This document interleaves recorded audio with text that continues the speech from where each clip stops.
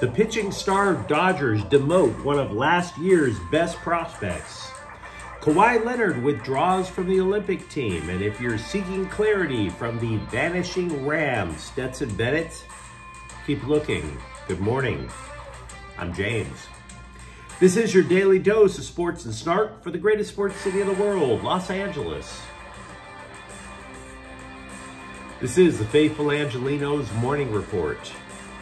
And so it is July 11, 2024. One more day in Southern Illinois before I finally go back home to some civilization. Can't wait. Hey, do you like being in the know about LA sports? Well, if you do, click the like button. Click the subscribe button. There's a notification bell. Hit that. It'll let you know when we drop new content. Sharing is caring. Let people know we exist, and by all means comment. Now, before we go through the news and notes, look at the scoreboard. Philadelphia 4, Dodgers 3. Miguel Rojas drove in 2 runs. Okay, the Dodgers lose the series. I get it. But the Dodgers still lead the division by 7.5. LAFC 3, New Mexico United 1. This is in the quarterfinals of the U.S. Open Cup. LAFC advances to face Seattle in the semifinals of the tournament in late August. Meanwhile, today at 3 o'clock, the Dodgers are once again in Philadelphia 3. London Knack is 1-2 with a 2.86 ERA. Aaron Nola is 10-4 with a 3.48 ERA. And what do you say? We get to the news. In a somewhat surprising move, Bobby Miller was demoted Wednesday. Now I say somewhat surprising because based on results, he absolutely deserves to go back to Oklahoma City. But based on the health of Dodger pitching, who the hell do you replace him with? Right? We were talking about this just yesterday. 7 starters for the Dodgers are on the injured list. 5 more relievers. More than an entire pitching staff on the injured list. Craziness. Dave Roberts called it a reset for a guy that many people considered to be the next great Dodgers pitcher last season because he came in as a rookie and was just flaming guys. He was considered a legitimate choice to start game 1 in the first round of the playoffs last year, if you recall. But now he's lugging an ERA of over 8. He's only pitched 29 innings, by the way. If you recall, he had a lengthy stay on the injured list due to shoulder inflammation. In that process this year, he's allowed, or in that time frame this year, he's allowed 18 walks. He's given up 7 home runs. Just as bad, by the way, his velocity has fallen off the table. He was gunning people down with 100-mile-an-hour fastballs last year. He doesn't crack 100 this year. So there is no firm return date, by the way, to bring Miller back. Robert says he wants Miller to focus simply on getting right as opposed to getting back to the majors. The Dodgers called up Ricky Velasco to replace Miller. Velasco was acquired from the Texas Rangers last year. He's already had Tommy John surgery while he's been in the minors. And let's be real, that makes him sound like an ideal Dodgers pitcher already. Who on that staff hasn't been carved open? By the way, there's no clear timetable for Walker Buehler to return either. Last we checked, he was in Florida working on mechanics at a performance camp. Now, Robert said there's been progress, quote, but I can't really even speak intelligently what that progress is. I really can't, unquote. Now, before you rip Roberts for that, there is some truth to what he's saying. Because I looked up the camp's website, Cressy Sports Performance. They've worked with a number of major leaguers. Some you've actually heard of. I believe Max Scherzer was one of them. If I were to guess, they're just basically, you know, it's one of those places where they videotape things and then they throw it in a computer. The computer has this like diagram of where everything could be stressful and where you got to rebuild the windup and all this other craziness. So the guess is that they're trying to rebuild Buehler's windup so that he could regain some velocity and not further damage either his hip, or his twice surgically repaired elbow. Yes, Teoscar Hernandez is taking part in Home Run Derby. Big whoop. Meanwhile, over with the Clippers, Kawhi Leonard has decided to skip playing for Team USA in the Olympics. Now, most anything I would say about it would be wild speculation. But when you consider Clippers coach Ty Lue is also on Team USA's coaching staff, you kind of have to wonder if his finger is on the scale a little bit. The Clippers' playoff chances took a major shot by losing Paul George in free agency, right? One of Leonard's bulky knees explodes during the Olympics, and the Clippers are dead for 2 full years with no draft picks, no salary cap space. Kawhi Leonard playing basketball for no reason to the Clippers, nothing that benefits the Clippers, especially after they signed him for a contract for $150 million. That is a major risk for the franchise. So, yeah, I think the Clippers were kind of like, whatever it takes, get him off the court. Wouldn't surprise me. Would it surprise you?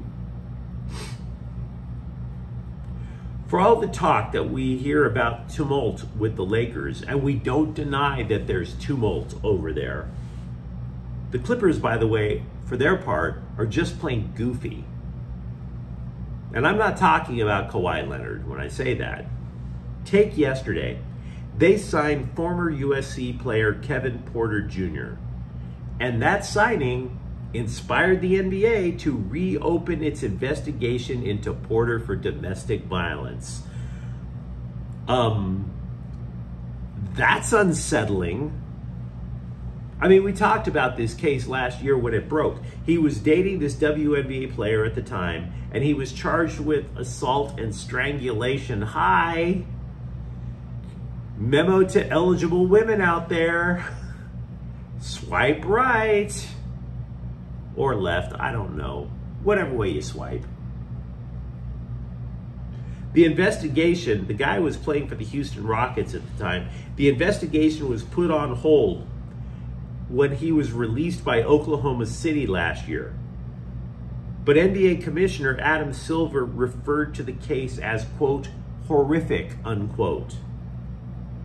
So the Clippers signed this guy. I mean, let's run a tally. Last year, the Clippers signed a guy who allegedly was exposing himself to female team employees out when he was with San Antonio.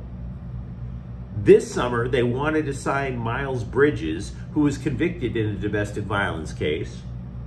Then they get a dude who is under investigation by the league for domestic violence. You know, when you have more money than you'll ever need, they say you have FU money.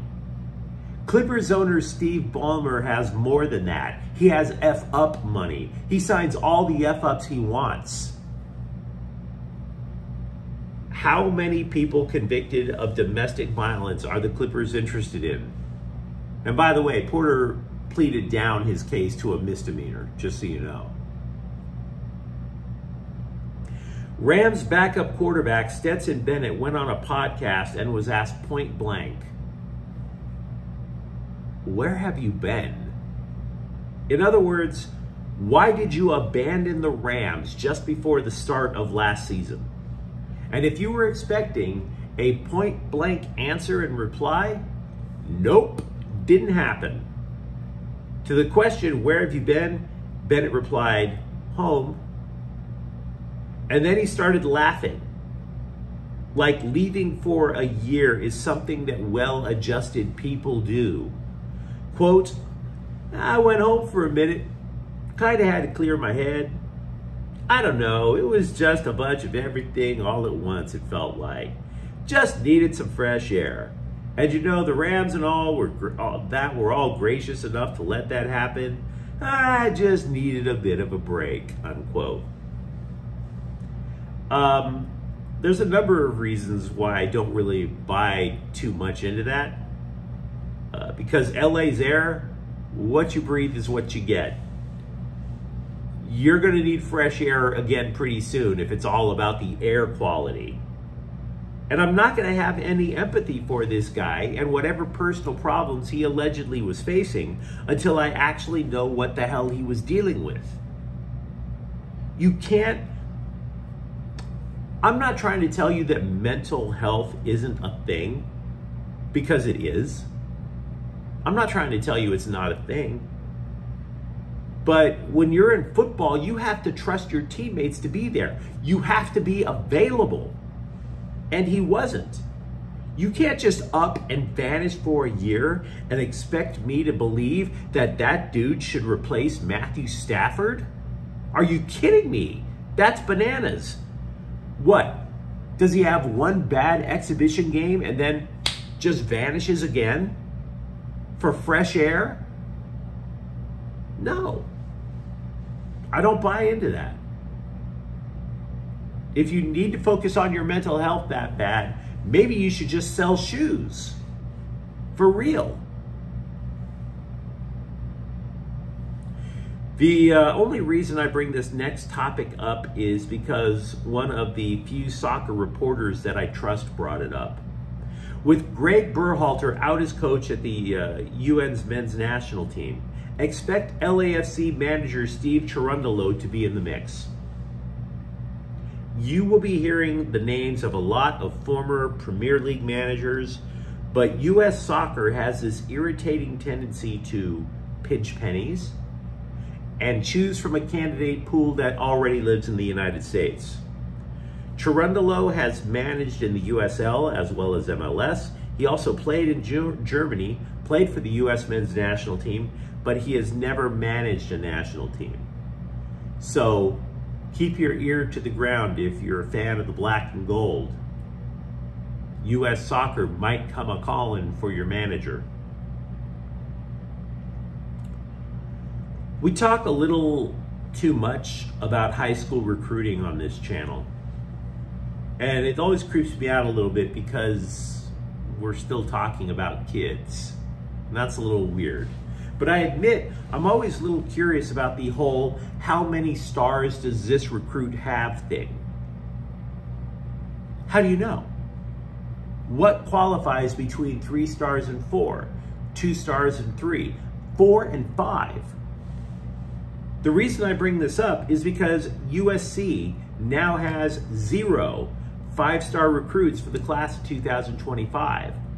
Quarterback Julian Lewis lost a star, according to the group On3. On3 took that star away, and as a result, Lewis now drops from the number 3 quarterback in the class of 2025. He drops all the way down to number 7. And by the way, I do like On3. I think they are very much on their game. But they don't say why they dropped a star on him. What happened? Did he become stupider? Hate saying that about a kid, because now we're sitting here trying to discuss flaws and we have no idea what those flaws are. You know, did he start throwing more interceptions? Were his measurements screwed up? Did he shrink 3 inches? We have no idea. Now, to be clear, ESPN is still looking at him as a 5-star recruit. But why was he downgraded by On3? UCLA has pulled out of a home-and-home series against Auburn and Georgia for the football program, I should say. Instead, they'll be facing Cal and Utah. Now, before those mouth-breathing, beer-bellied, illiterate SEC dingle turds start claiming that UCLA was scared, keep in mind the SEC schools were perfectly fine with it too. And we're coming to understand there's a reason why the SEC and the Pac-10 schools are canceling the games. Cross-country flights. UCLA is going to be taking a ton of them in the Big Ten. And by the way, so will USC. So does the SEC. And I'm going to be honest with you. If you've watched this program for a while at all, I've broadcasted from Ohio, from Alaska, Iowa, Nebraska, Chicago. I am sick of planes. So I hear them when they say that. For all the talk about sharpshooting and for all the talk about help for Anthony Davis, new Lakers coach J.J. Redick says Jared Vanderbilt will be playing a major role with the team. Quote, I think the unique thing about Jared and a number of really good teams that make playoff runs have guys like him that are energy, defense, ball hawks. He could sort of, I call them energy shifters. He can change the energy of an entire game, and he doesn't have to do it with scoring, which makes him really unique. I can't wait to coach him. Obviously, he has some rehab to do for the rest of the summer, but when he's healthy, he's going to be a big part of what we do. But you let me know what you think in the comments thread. Talk to me about the demotion of Bobby Miller and where the Dodgers go from here. Are you okay with Kawhi Leonard leaving the Olympic team to try to stay healthy for the Clippers? And if you enjoyed the content, don't forget to subscribe to Faithful Angelenos. We're talking LA sports every single day here. Thank you for watching. I'm James. We'll be back tomorrow. Faithful Angelenos is a Kian Cortel Queso production. Take care.